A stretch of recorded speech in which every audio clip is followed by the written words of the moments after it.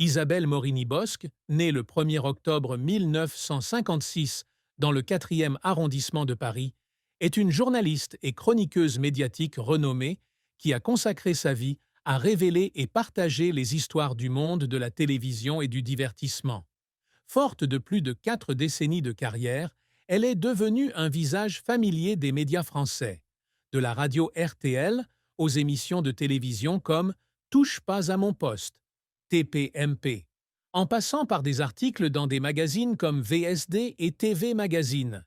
Cependant, derrière son sourire radieux, son sens unique de la mode et sa voix acérée, Isabelle porte en elle de profondes tristesses, des épreuves difficiles et des secrets qu'elle a gardés pendant de nombreuses années.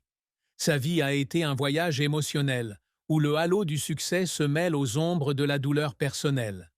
Cet article explore la plus grande tristesse de la vie d'Isabelle, les hauts et les bas de sa carrière, ses aspirations, son amour et son mariage, le secret qu'elle a gardé, le partage de son chagrin par sa famille et la triste fin d'une femme qui a vécu sa vie par passion et par amour. La plus grande tristesse d'Isabelle Morini-Bosc fut le décès de son époux bien-aimé, Alain Morini, le 7 mars 2025, après un long combat contre la leucémie. Alain, ingénieur chimiste, était non seulement son compagnon, mais aussi son âme sœur, qu'Isabelle a un jour décrit comme « l'homme de sa vie » dans une publication émouvante sur les réseaux sociaux. Ils se sont mariés en 1978, alors qu'Isabelle n'avait que 22 ans, et Alain était celui qu'elle avait prévu d'être juste un ami d'un soir, mais qui est finalement devenu le centre de sa vie. Cette perte ne fut pas seulement celle d'un mari, mais aussi la fin d'une relation qui avait duré près de 5 décennies, où ils avaient partagé les joies, les peines et les difficultés de la vie. Isabelle a un jour confié que durant les dernières années de la vie d'Alain, alors qu'il était hospitalisé pour une leucémie, elle avait passé la plupart de son temps avec lui, même si cela impliquait de mettre temporairement son travail entre parenthèses. Elle a déclaré dans une interview accordée à Jordan Deluxe en 2023 qu'Alain avait affronté la maladie avec courage et qu'elle avait fait de son mieux pour l'accompagner avec force. Cependant, l'impuissance de voir son être cher décliner progressivement l'a fait pleurer en silence à plusieurs reprises. « Je ne voulais pas l'entendre dire qu'il avait tout préparé pour le jour de sa mort », a-t-elle confié, « car j'ai toujours cru que nous vieillirions ensemble, en nous disputant pour des broutilles comme la pêche ou le shopping. » Cette douleur s'est aggravée avec le décès d'Alain, laissant en Isabelle un vide incommensurable. Il aimait Dieu, notre famille, la vie, ses amis et les miens. Maintenant, je les aimerai pour nous deux, a-t-elle écrit sur Instagram. Cette tristesse n'était pas seulement une perte personnelle, mais aussi la fin d'un rêve d'avenir commun qu'elle chérissait depuis de nombreuses années. Isabelle Morini-Bosc a connu une longue carrière, au cours de laquelle elle s'est forgée une réputation parmi les journalistes les plus réputés en France. Née d'un père ingénieur de barrage et d'une mère d'origine mi-savoyarde, mi-brésilienne, Isabelle a grandi entourée d'une sœur aînée et d'un frère cadet. Elle a étudié aux Beaux-Arts industriels de Grenoble, où elle a développé son talent créatif, avant de s'installer à Lyon pendant 3 ans et de revenir à Paris en 1979. Sa carrière de journaliste a débuté par des articles pour le magazine Géo, mais sa véritable passion résidait dans les médias, et plus particulièrement la télévision.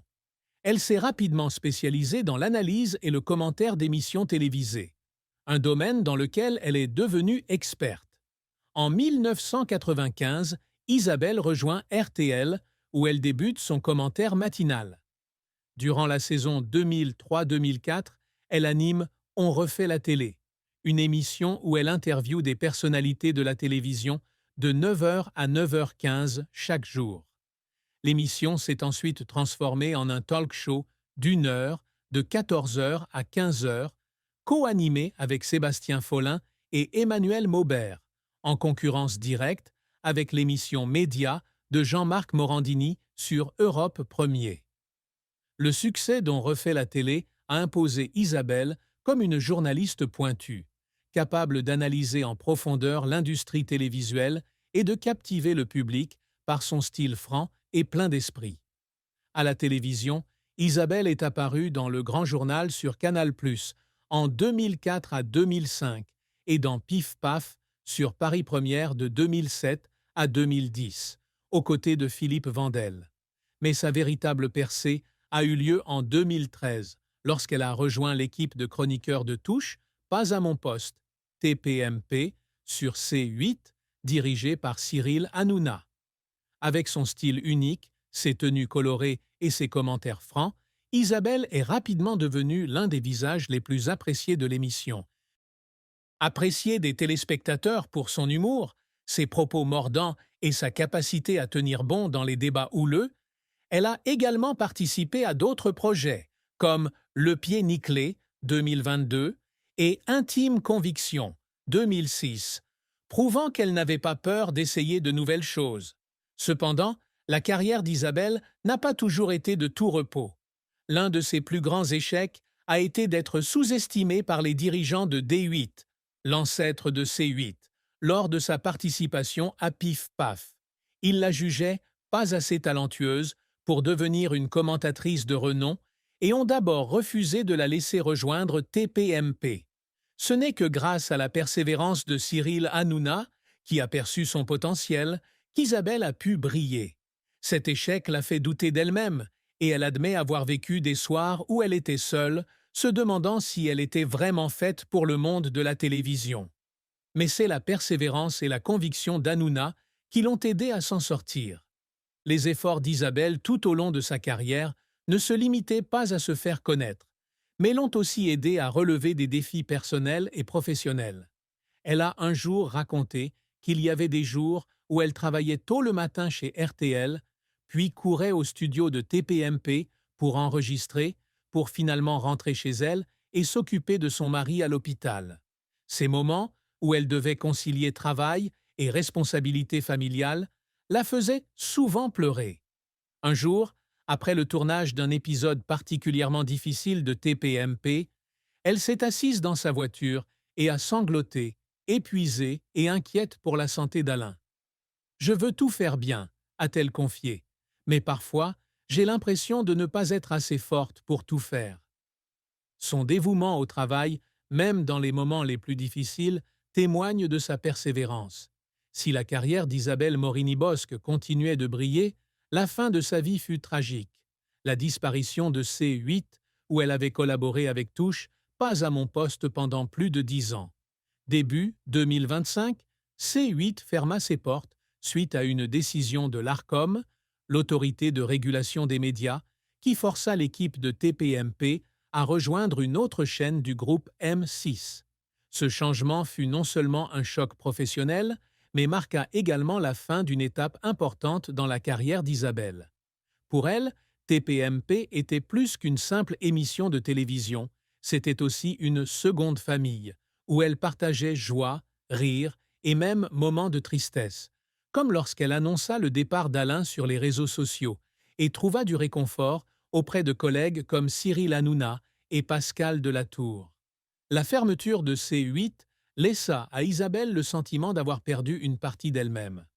Elle confia un jour que TPMP était l'endroit où elle pouvait être elle-même, avec tout son humour, son excentricité et ses émotions. S'adapter à un nouvel environnement, tout en restant au sein du groupe M6, où elle collaborait avec RTL, a été un véritable défi à 68 ans. Elle craignait que le public ne reçoive pas l'équipe de TPMP de la nouvelle chaîne avec le même enthousiasme, ce qui l'a plongée dans une profonde réflexion. Dans une interview accordée à Buzz TV en avril 2025, elle a admis que ce changement, combiné à la douleur de la perte d'Alain, l'avait plus fatiguée que jamais. Ce fut une fin triste, non seulement en raison de la perte de sa carrière, mais aussi parce qu'elle était confrontée à un profond traumatisme personnel.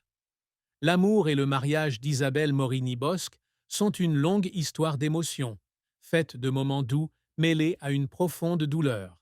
Elle a rencontré Alain Morini, ingénieur chimiste spécialisé dans le traitement des eaux, en 1978, alors qu'elle n'avait que 22 ans. Ils sont rapidement tombés amoureux et leur mariage a duré près de 47 ans, témoignage d'un amour durable, mais non sans difficulté. Alain est un homme réservé, apparaissant rarement en public, à l'exception d'une rare apparition dans l'émission La bataille familiale en 2017 et d'un autre moment dans TPMP en 2021. Pour Isabelle, Alain est non seulement un mari, mais aussi un compagnon, quelqu'un qui la soutient toujours dans sa carrière et partage ses joies et ses peines. Cependant, leur mariage n'a pas été sans tristesse. En 2019, Alain a reçu un diagnostic de leucémie, une maladie qui l'a maintenu longtemps à l'hôpital. Isabelle a un jour confié que ces années avaient été les plus difficiles de sa vie. Elle se rendait souvent à l'hôpital pour prendre soin d'Alain, et il y avait des jours où elle se sentait impuissante face à son déclin. Dans une interview en 2023, elle a confié qu'Alain avait été victime d'un accident vasculaire cérébral en 2021 et qu'elle lui avait sauvé la vie en appelant une ambulance à temps. Ces moments, s'ils témoignaient de sa force, étaient aussi mentalement épuisants. Elle a un jour fondu en larmes en se rappelant qu'Alain avait tout préparé pour son départ, mais elle refusa